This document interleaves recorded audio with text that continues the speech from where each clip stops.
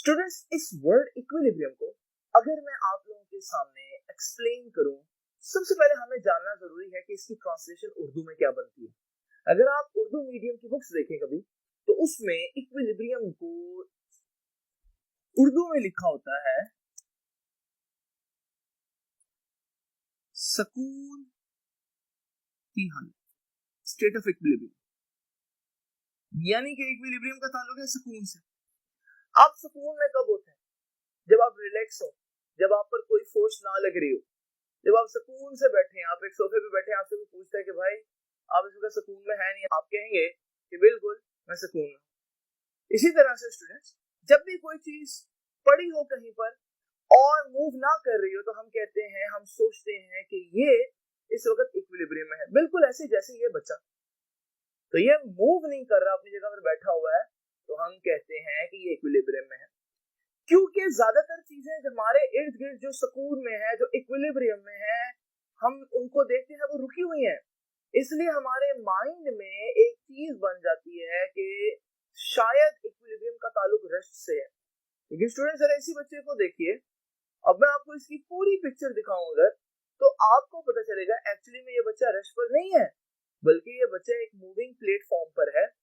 अब इसका मतलब अब ये मूव कर रहा है। अगर अब ये मूव कर रहा है, तो यहाँ पर आप इससे पूछेंगे भाई क्या आप रिलैक्स हैं, इक्विलिब्रियम में हैं, तो कहेगा बिल्कुल इक्विलिब्रियम में हूँ।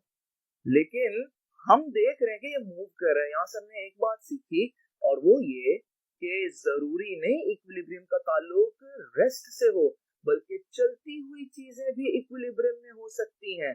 शर्त ये है जब वो चल रही हो तो उनकी स्पीड कांस्टेंट हो। नाउ स्टूडेंट्स, तो मैं कह सकता हूं यहां से हमारे पास इक्विलिब्रियम दो तरह से हो सकता है बॉडीज में। या तो बॉडी स्टैटिक है, रेस्ट पर है, और इक्विलिब्रियम में है। हम इसको क्या बोलेंगे? ये कौन सा इक्विलिब्रियम है?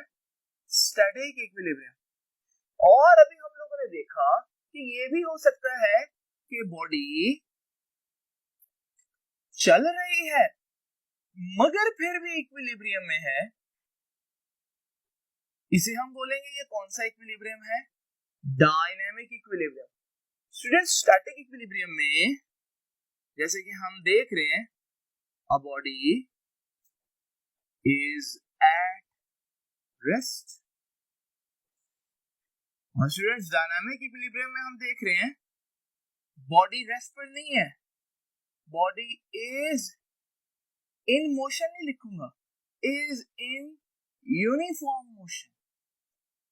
बॉडी मूव तो कर रही है लेकिन यूनिफॉर्म मोशन से मूव कर रही है। यानी कि हम कह सकते हैं कि इक्विलिब्रियम के लिए या तो स्पीड का जीरो होना जरूरी है, मतलब बॉडी रेस्ट पर हो, स्टैटिक इक्विलिब्रियम, या फिर बॉडी का स्पीड अगर जीरो नहीं है तो एटलीस्ट स्पीड यूनिफॉर्म जरूर हो। यानी अगर वो 2 मीटर्स पर सेकेंड से मूव कर रही है तो फिर 2 मीटर्स पर सेकेंड से ही मूव करती रहे।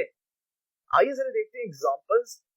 स्टैटिक इक्विलिब्रियम में कौन कौन से एग्जांपल्स आ जाएंगे और डायनामिक इक्विलिब्रियम में कौन कौन से एग्जांपल्स आ जाएंगे।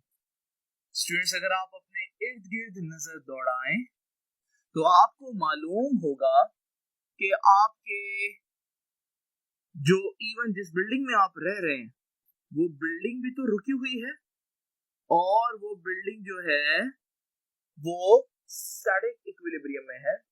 इसी तरह से आपके इर्द गिर्द अगर कोई वॉल पर कोई क्लॉक लगी हुई है और रुकी हुई है वहां पर, तो हम कहेंगे ये भी स्टैटिक इक्विलिब्रियम है, रुका हुआ इक्विलिब्रियम है।